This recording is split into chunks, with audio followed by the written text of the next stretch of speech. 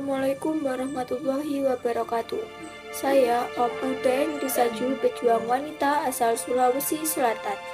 Saya memiliki nama kecil yang bernama Famaca. Saya lahir pada tahun 1880 di Palopo dan saya meninggal pada tanggal 10 Februari 1964 di Palopo. Saya dimakamkan di makam Lokoe Palopo.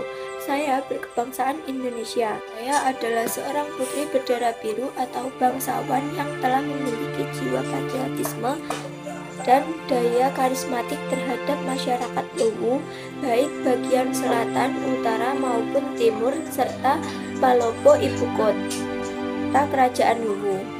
Kemampuan kepemimpinan yang melekat pada diri saya terlihat pada usaha dan pengorbanan saya dalam melakukan aktivitas merintis kemerdekaan Republik Indonesia. Pada awal abad ke-99 merupakan cikal bakal awal perjuangan saya dengan ikut menjadi anggota Partai Serikat Islam atau PSII di cabang Parepare tahun 1927. Dan pada tanggal 14 Januari 1930 saya terpilih sebagai ketua PSSI di wilayah Luwu Palopo.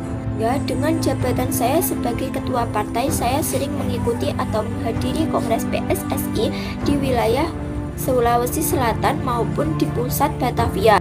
Karena dianggap sebagai duri di tanah Luwu bagi pemerintahan kolonial Belanda, akhirnya saya dengan kurang lebih 70 orang anggota PSII dimasukkan ke dalam penjara di Masamba selama 13 bulan. Tujuan dari itu adalah untuk mengurangi aksi-aksi perlawanan terhadap Belanda dan menghadang perluasan ajaran PSII. Pada tanggal 9 Februari 1942, Jepang melakukan pendaratan di Makassar, Sulawesi Selatan yang menyusul ke daerah sekitar-sekitarnya termasuk Tanah Luwu.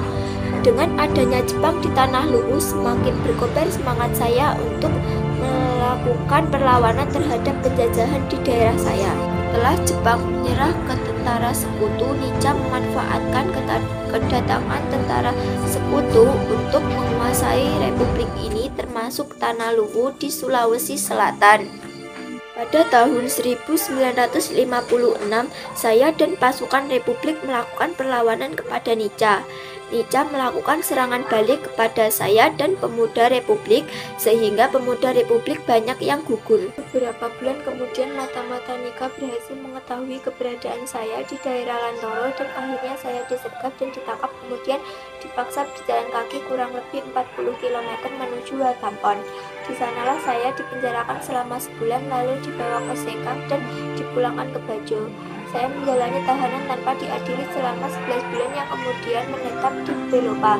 Saya selama di sana mengalami berbagai penyiksaan sehingga akhirnya teringat menjadi tuli seumur hidup.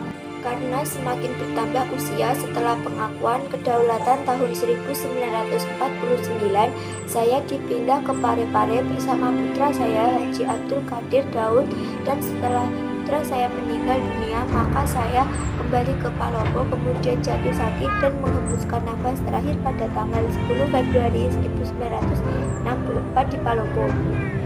Melihat perjuangan saya tersebut telah memegang peranan penting dan secara aktif dalam perjuangan kebangkitan nasional dan masa revolusi fisik kemerdekaan Republik Indonesia di wilayah Tanah Luwu khususnya dan Sulawesi Selatan umumnya, maka ia sering dijuluki Sri Kandi Tanah Luwu.